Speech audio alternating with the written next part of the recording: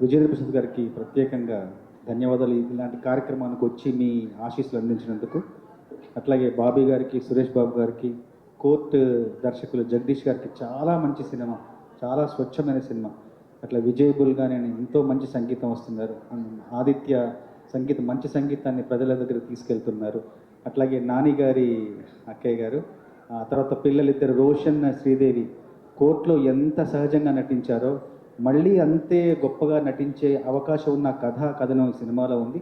తప్పకుండా స్వచ్ఛమైన మీ నటనకు సహజమైన కథ తోడైతే మరింత గొప్పగా రాణిస్తుందని మనస్ఫూర్తిగా భావిస్తున్నాను. శ్రీవిష్ణు గారు ఎంతోమంది కథానాయకులు సినిమా పరిశ్రమలో ఉన్నా కూడా ప్రత్యేకంగా మీదంటూ ఒక మార్గాన్ని, మీదంటూ ఒక శైలిని ఏర్పరచుకొని మీరు అందరి అభిమానాన్ని చూరగొంటున్నారు. నేను సామజవర్గం చూశాను. తర్వాత మొన్న నారీ నారీ నడుంబురారిలో కూడా ఒక చిన్న పాత్ర, చిన్న నిడివి ఉంటుంది, క్యామియో చేశారు. దాంట్లో కూడా మీదంటూ ఒక ప్రత్యేకతను మీరు చాటుకున్నారు.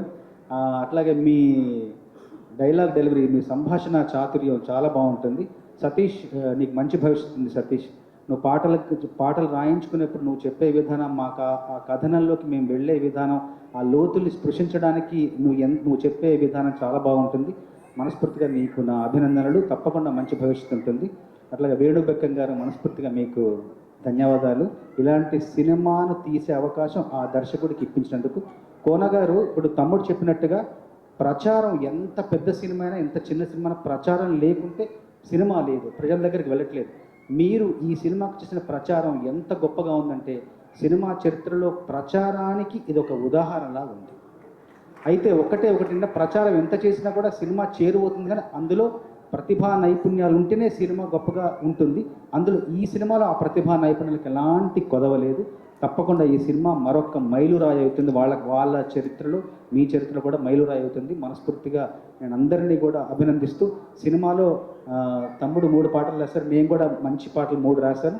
అందులో అంటే నా శైలికి భిన్నంగా రాసిన పాట తిప్పుకుంటున్నావు, అది చాలా ఆదరణ పొందుతుంది. సినిమాకి అది చాలా ఉపయోగకరంగా ఉంటుందనడంలో నాకెంతో ఆనందంగా అనిపిస్తోంది. కళ్ళే ఎగరేస్తుంటావు, అంతలో పళ్ళే నోరుతూ ఉంటావు, అల్లరి చేస్తూ ఉంటావు, ఇంతలు సల్లని మాటలు చెబుతావు, అందరికంటే సిన్ని మొల్లిలా అలిగే నోగూసుంటావు, సందే దొరికితే పెద్ద మనిషిలా పెత్తనమే చేస్తుంటావు, ఎన్నో ఎన్నో ఏషాలేసి దీపం చుట్టూ పురుగును చేసి తిప్పుకుంటానవు నన్నే నీ చుట్టూ తిప్పుకుంటానవు, మంచం చుట్టూ దోమ లెక్క, బెల్లం చుట్టూ ఈగ లెక్క, గుడి చుట్టూ భక్తుని లెక్క, బారు చుట్టూ దాగబోతు లెక్క తిప్పుకుంటానవు నన్నే నీ వెనక తిప్పేసుకుంటానవు. తర్వాత ఇందులో రామ్ మీరియల్ గారి పాట కూడా నాకు చాలా ఇష్టం. అందులో లొందాలున్నా బొందాలున్నా నేనే ఎల్లే సడకు, ముందరికే పోతుంటాను రానే రాదు ఫరకు, ఇచ్చేవాళ్ళు ఇస్తుంటారు గడికొక్క జరుకు, చచ్చిపోయే కర్మేం లేదు చేసుకుందాం వరకు, రాజమ్మో ఇడిసిపోయిందిరో రాజమ్మో పొడిసిపోయిందిరో, నన్నింకా మరిసిపోయిందిరో, నా గుండె ఇరిసిపోయిందిరో.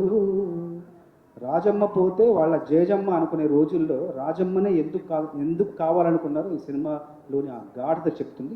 తప్పకుండా ఈ సినిమా అందరికీ నచ్చుతుంది, మీకు మరింత గొప్ప భవిష్యత్తు ఉంటుందని మనస్ఫూర్తిగా కోరుకుంటూ ముగిస్తున్నాను. ఆ మ్యూజిక్ ఇన్స్ట్రుమెంట్ ఏమైనా ఒకసారి ఈ పాట వద్దులేండి. అట్లాగే ఈ సినిమాలో నటించిన యోగిత గారు, తర్వాత ఏబిఎస్ గారు, శాంతి గారు, ఏబిఎస్ గారు కూతురు ఆవిడ, మీ ఇద్దరు కూడా ఉజ్వలమైన భవిష్యత్తు ఉంటుందని కోరుకుంటున్నాను. Thank you.